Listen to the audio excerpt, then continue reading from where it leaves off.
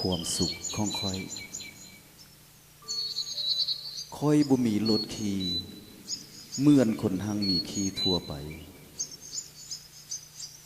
แต่ค่อยก็ภูมิใจที่มีเพื่อนที่ดีให้ค่อยขี่หลังควายปักตูผาค่อยยางเทิงมันจะสักษาและกลมกินหญ้าไปนำก็ตามแต่มันก็พาค่อยไปฮอดแคมดงด้วยบรรยากาศอันปลอดโปร่งค่อยบ่มีวิทยุจะฟังเพลงแต่ค่อยก็มีเสียงบรรเลงเพลงธรรมชาติขับกอมไปตลอดทางมีเสียงนกนูน้อยใหญ่ฮ้องไปนำโดยบ่คาดระยะประสานกับเสียงแมงไม้